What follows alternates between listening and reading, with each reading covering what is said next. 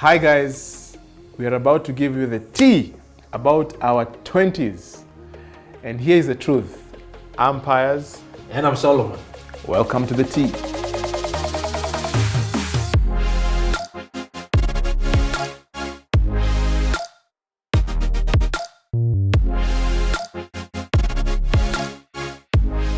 Wow, Solo.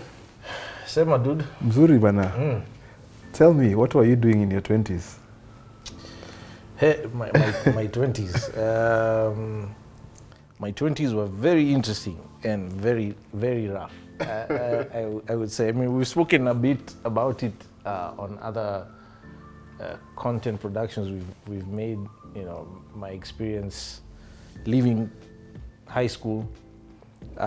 Usual thing. After high school, did computer classes, blah, blah, blah, got my driver's license. I was my dad and mom's chauffeur for 2 years. Kazi ya mkono, anything and everything they needed done, that's what I did. And then when I was 20, I was 20 years old and 5 months old. Oh, that's precise. Yes, I left, this was December 28th, 1998. I left Kenya to go study architecture in the US. Our generation, that's many of us. That was the flow. Left. Yeah. And you know, I had a bunch of cousins who had preceded me, so the FOMO was there. I also wanted to go and experience this US college thing. So I landed in Georgia and loved school, man. I loved my time out there. It was exotic, it was fresh, it was new. And unlike my high school years, I excelled academically. I was in the top 10th percentile nationwide in the US for the School of Building Arts. Wow. Was inducted but that doesn't surprise me, knowing who you are. Well, thank you for being kind. You know, I tell people all the time, they don't believe me. But I loved my time out there. And I think for me, that was the first time I realized that what I was doing was going to have long-lasting implications on the rest of my life. You know, before that, it's like whatever. The most you think about is a year. Exams, Nini, DL, going out, having a good time, you know, where am I getting pocket money from? But now, you know, I'm in a situation where you're in an environment where you're learning how to pursue a career or your calling that's going to regulate the rest of your life. And for me, that was the first time it dawned on me. And I took it very seriously, which is why I didn't muck around in school. Also started to learn lessons about your friends. Who do you have hanging around you? So just fast forward, it was 5 years I was in Savannah, Georgia. 3 of those years I was in class. 2 of those years I had dropped out because my parents, my whole family was going through a financial hardship and they couldn't afford my school fees anymore. So I was in this season of trying to figure out a way to get back to school, limited income generating opportunities. Those are real issues, right? So Yes. mom and dad can't support me anymore by no fault of their own. Like, crap. How do you raise money to go to school? You know, these are weighty issues. And there's laws around how you can do that as a foreign student. Yes. You're not allowed to work outside of campus. Friends were doing this thing where they would lie or buy a social security card, which here it's like the equivalent of buying a KRA pin so that you can get employed, which then introduces ethical questions like, am I okay doing that? And then the fear of what will happen if I get caught. Yes. Mom and dad are not here to bail me out. Like I'm screwed if things go south. I'm here by myself. Yeah. These are very serious issues. And then therefore, I started to look to friends. Who are my friends? What are they doing? Because a bunch of us were going through similar situations. And so I started to think about how to make money. And I remember one time, this is like 4 years in, 4.5 years in, before I left Savannah, I got a bunch of friends together and I said, guys, I have an idea how we can make like good money legally. Let's get together, you know, combine our strengths, our skills, our thoughts, our energy. Let's do this thing, man. And guys were looking at me like, what's this guy on about? And I immediately embarked on a process of removing myself from those friendships, because I realized they were not going to help me get where I needed to be in life. And here you're still in your early 20s. Yeah, I was about 23. 23 at the time. And just realizing that, hey, the people I have around me are going to impact the way I think. They're going to influence my income opportunities. Like, do I want to give that person that much power over my life? Because the truth is, whether or not you like it, they do. You know, that's when I had someone say, show me the 3 or 5 people you hang around with most and I'll predict your future. And that was a scary thing for me at the time, because the guys I was hanging around with, I did not want. You didn't like the average? No. And so I started to make conscious and deliberate choices about who I'm going to spend time with. And it was a painful time, because it's not as if you can exit a relationship and start another one just like that. Yeah. I mean, these are relationships I'd built over 4 or 5 years. And remember, I mean, a foreign land, mom and dad, my 2 sisters are nowhere around to support me emotionally, socially. And so that was painful, because all of a sudden I was alone. I didn't have any peers to talk to except for my girlfriend at the time. And, you know, I would say that's the first time I started adulting, as they say. So, yeah, that was it for my early 20s, man. Wow. Yeah. That's I think for me it has sort of explained something I've always noticed about you: excellence. Which is what? Excellence. Your passion for excellence. Those were the roots, man. You think so? Yeah. First of all, thank you for saying that. Honestly, I never feel like I have had a handle on it, and that's the thing about excellence. It's not a destination you'll ever arrive at. Yeah. There's always room for improvement. Yes. But yeah, possibly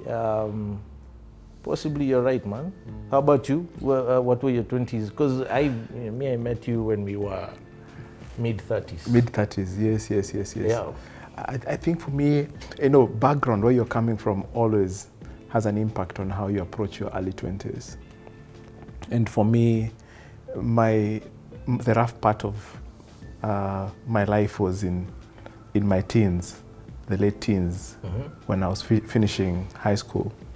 And my dad had lost his job. It was so difficult to pay for school fees. In fact, no way. I had... in your late teens? Yes. Wow. I actually finished high school on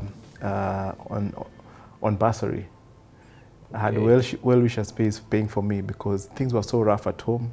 My dad was still trying to find himself, and that's the thing.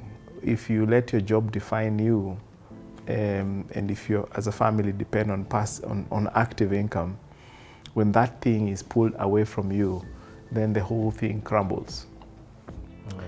But you can see how that has ended up affecting my life today. When you said that, you know, something clicked. I was like, no wonder this guy is always screaming about passive, active income. Blah, absolutely. Yeah. So I was coming from this background, and I knew that for me, going to uni, which was funded by the government, was a must-do.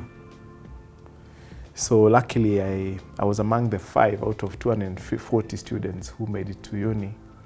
Lots of work behind it. And something else happened for me to start changing my life, preparing myself for the 20s. I also had a period where I had to leave a certain set of friends and start like a new way of living. I was among those guys, who would go for jam sessions on Sundays. My mom and my dad would be like, "Bana, where does this guy go on Sundays?" After church, you disappear somewhere. I've always loved music. I've always loved dancing, even today. You dance? Okay. Yeah, I haven't imagined you dancing. I can imagine. Continue, These are some of the things that are hidden in us, Yes. But music and dancing have always been something close to my heart. Yeah. And so that is sort of what really took me to jam sessions. I wasn't the kind of guy who would party the wrong way, just one Fanta the whole time. You're there to dance, you're in the dance floor. Yeah. From start of jam session to the end of jam session, on one soda, We had our own set of rules as guys, I was exactly the same. Yeah. Drinking a Sprite or a Fanta. Or a Fanta. All night, yeah. We had this informal, non-written rules, you go for jam sessions to dance, but you don't come out with girlfriends and that kind of stuff. It helped us to balance between fun and, preserving ourselves. So when I was now joining university, I knew it was very key. It was the first set of credentials that would be very important on how I start my life. So I didn't really party in uni.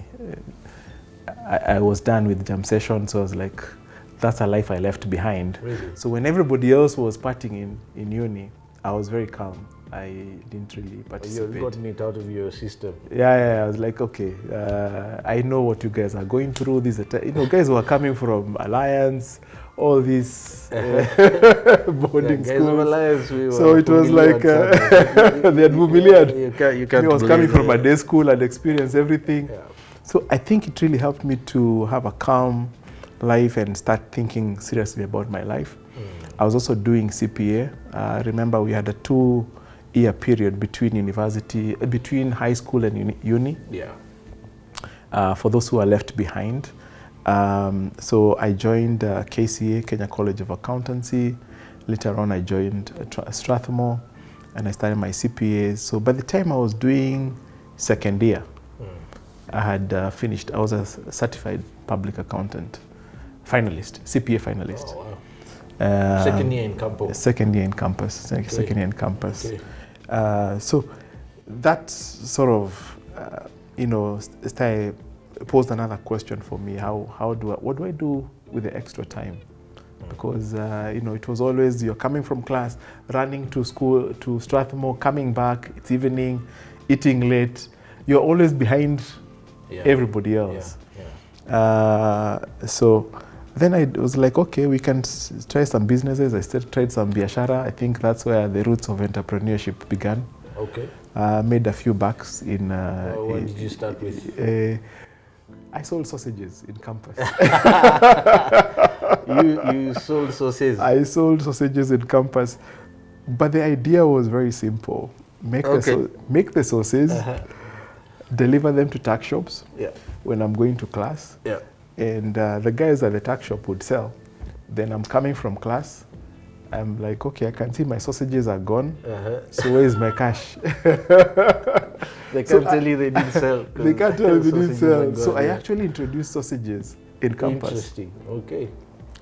I also sold diskettes. You remember those days? Yes. We had diskettes. So you're among the first guys. What, the square ones? The square ones. Yes. So when I was given my pocket money, which was very hard to come by, I would pass by town, buy a box of diskettes, go deliver them again to tuck shops.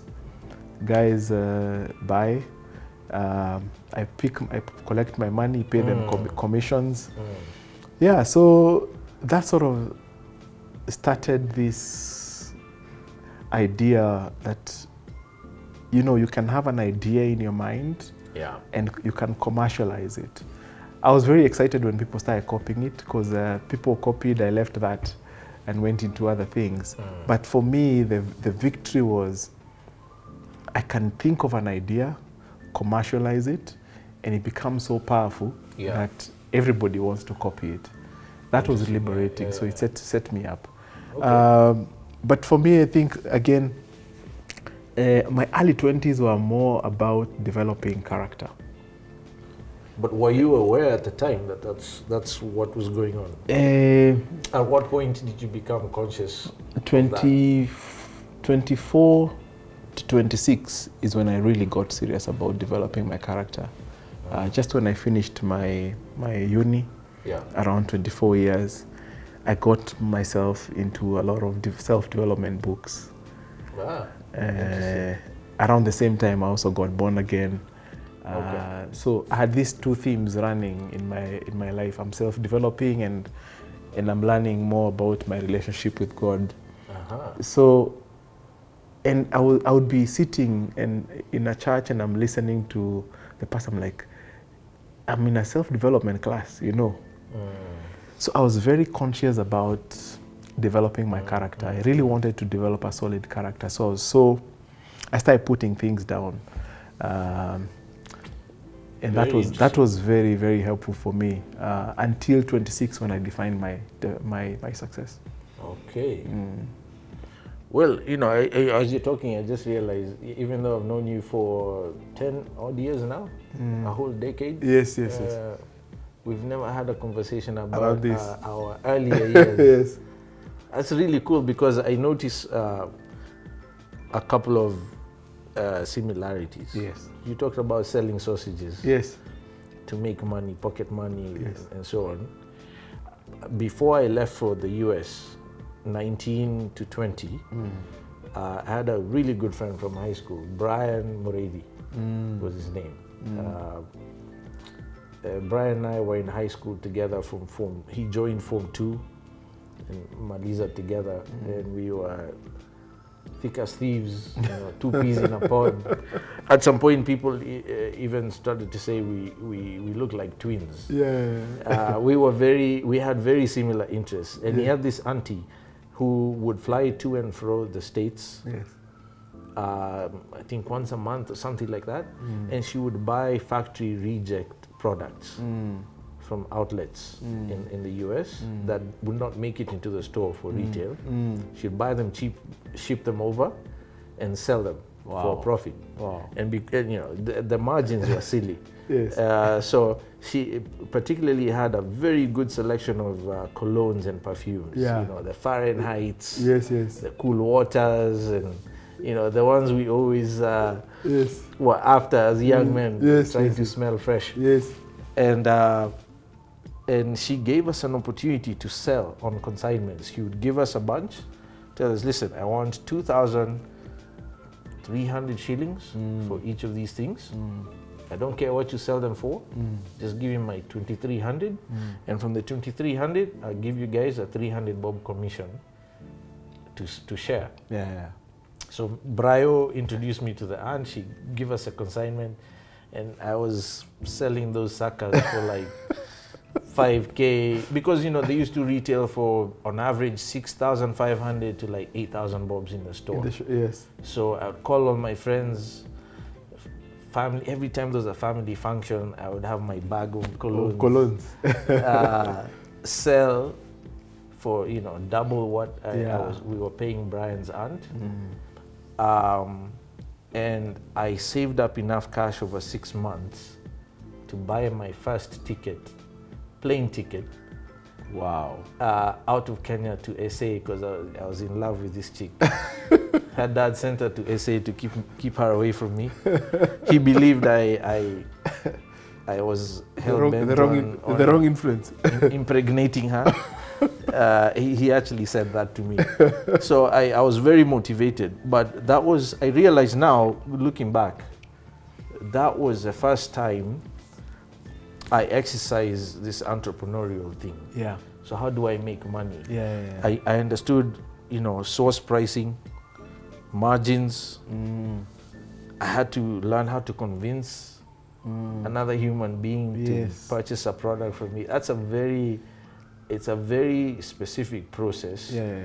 that a lot of people don't have an opportunity to explore and develop. And it's key to whatever you're doing, whether you're in business, whether you're in government, politics, whatever. It's about persuasion. Yes. And so that's really interesting. For you, it was sausages. For me, it was perfumes. Perfumes, yeah. And you know, it's interesting you say that, because whenever I'm called upon to speak to young people, I always say there are two most important skills that you must have, everybody must have in life, if possible. Yeah. And the first one is selling. Well, everyone is selling. If you can't sell, you can't succeed. Absolutely. You will be an employee for the rest of your life.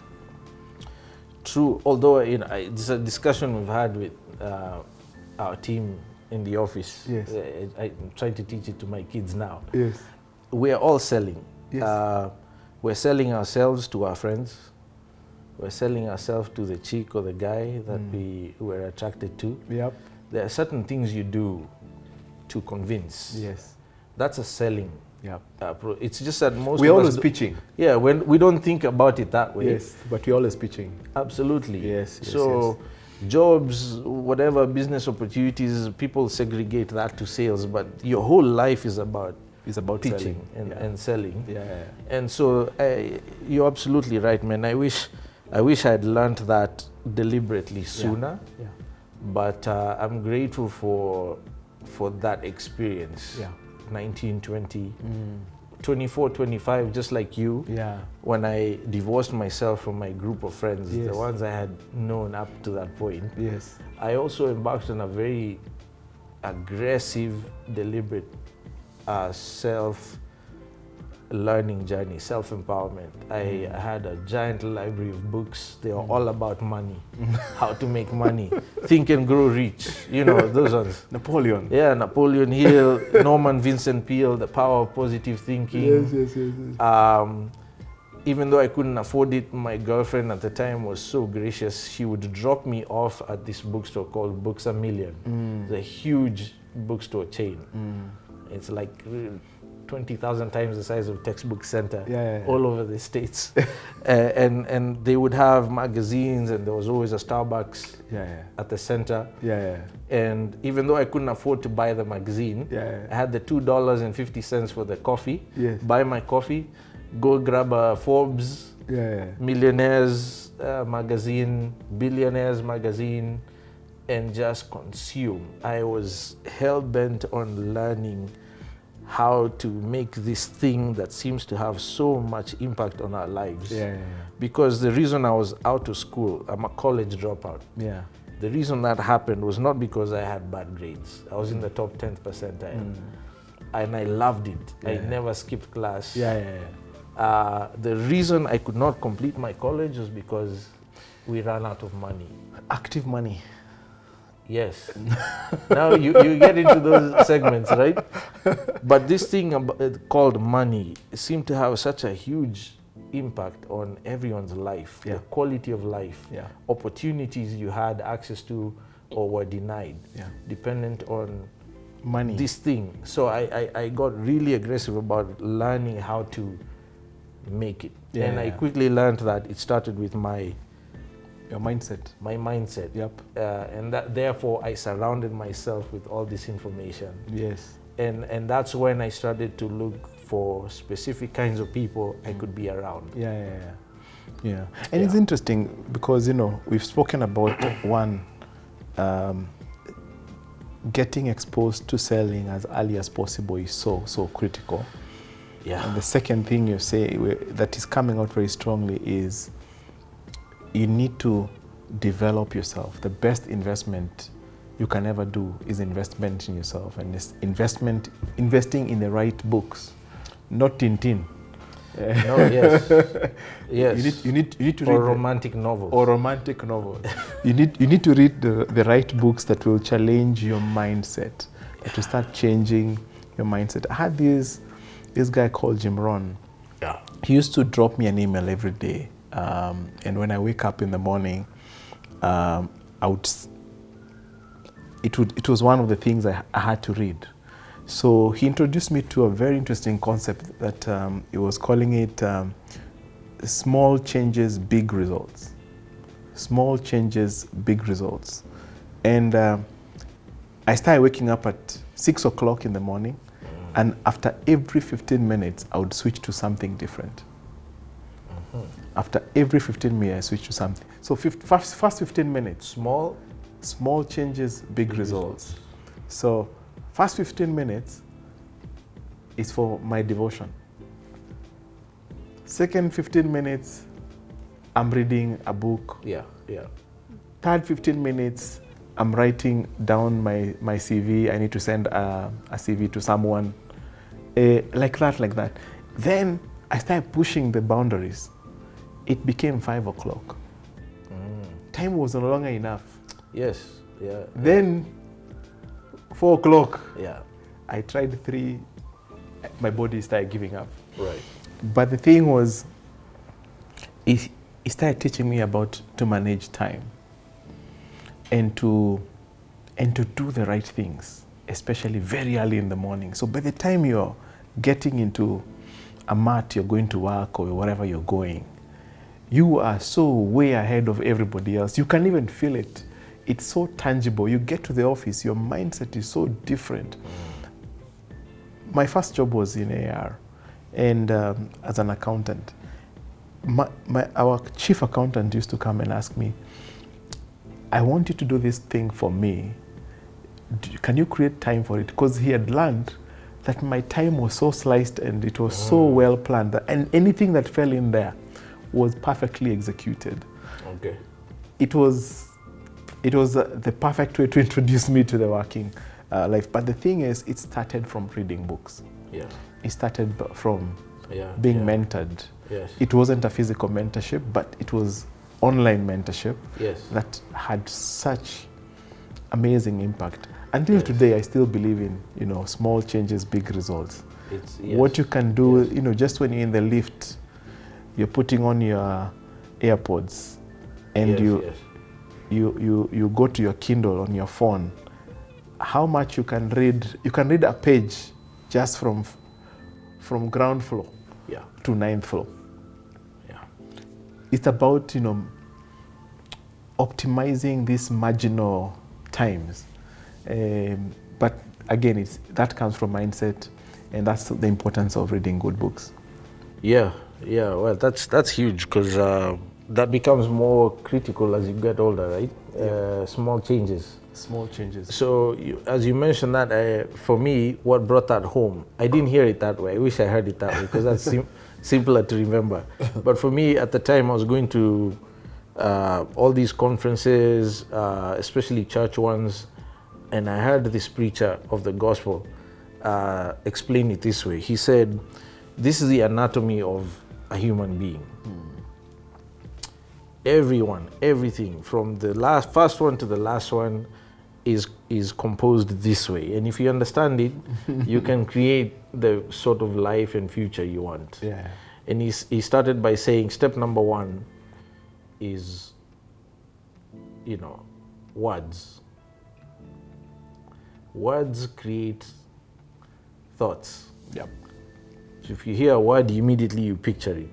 And it's automatic, it's subconscious. You have no control over it. If I start describing a big dog, it's brown in color, has giant fangs, it's growling behind this fence. Your brain is already constructing that. I'm already image. imagining. Right. But those thoughts, if they stay there long enough, evoke emotion. That's number 3. Words become thoughts which evoke emotions. Makes you feel something. And those emotions cause you to act in a particular way. You're compelled. Yes, you act somehow. And if you repeat that action enough times, it becomes a habit. That's how habits are formed. Repetitive action, which were triggered by an emotion. That emotion was there because of a thought you had, which was created by a word. Whether it's something you heard or something you read. But that habit then drives you into your destiny.